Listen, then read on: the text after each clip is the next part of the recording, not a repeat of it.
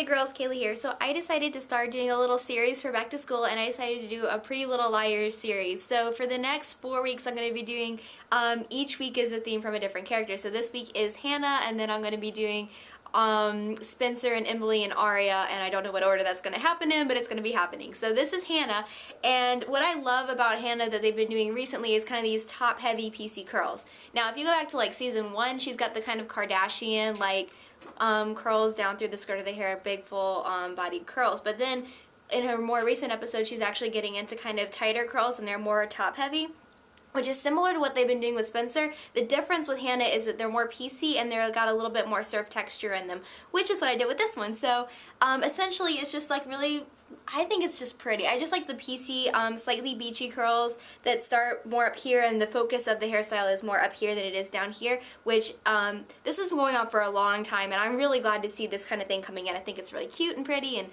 all that stuff. So anyway, I really like it. As far as surf products, I'm sure people are going to ask about this kind of thing. If you want your hair to have more of like a matte texture to it, looks like a little bit more surfy, I would say either start off by when your hair is wet or right after you blow dry it, use some of the FX Surf Head putty or any kind of surf putty that you really like to go through your hair and add some texture. Or this one, and this is like $6, and I've got it at Walgreens or Rite Aid. I haven't seen it anywhere else, but I've seen it there.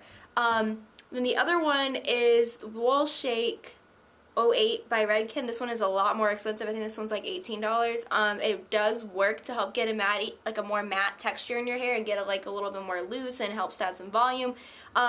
So if you're okay with the price point, it's a good one, but if you want to go for a lower price point, I recommend this one.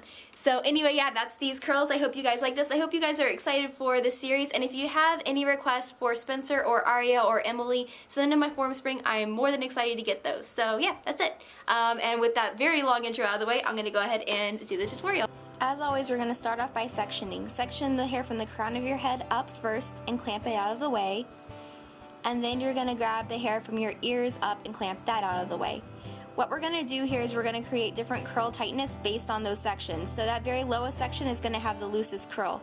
What I did was I used a 1-inch curling iron here, which is bigger than I used on the rest. But if you don't have multiple curling irons, which is completely understandable and normal, then you can just curl these and let them fall.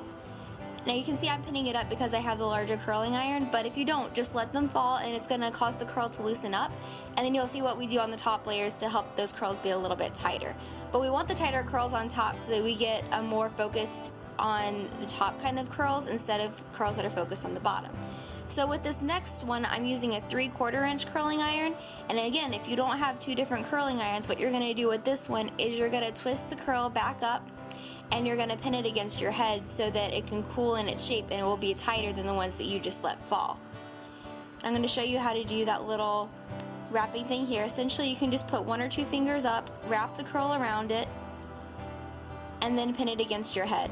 Just that easy, and it helps it to cool in that shape so that it will be tighter, and then you can kind of fake having 2 different size curling irons, which is pretty cool. And you can go through here using 1 and 2 inch sections. It really doesn't matter, you can do it pretty roughly. Then let the last one down, and you want to get these the tightest and the closest to the scalp that you can, because these need to be the very tightest. We're kind of making a gradient of tight to loose curls here, which is pretty fun. And then having them separated like this and cooling is going to help them be more individual and piecey. So that's going to help you get that piecey look at the end of the day.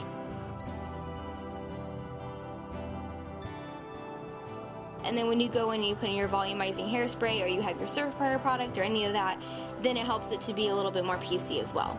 So after you've let it cool for about 5 or 10 minutes after the last curl that you've put in, then you can go ahead and take them down and just let them fall naturally.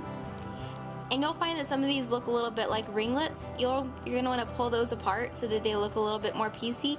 I actually off camera just like threw my hair over my head and pulled it back up, and that kind of helped to break up curls a little bit too. And then you can just arrange them as you see fit and pull them around, stuff like that. Just get them to where you like them. And then you're going to use either a volumizing hairspray or some kind of gel or anything like that. I'm using a spray gel by Redken, and you're just going to spray that through your hair and scrunch, and that's going to be the last little bit.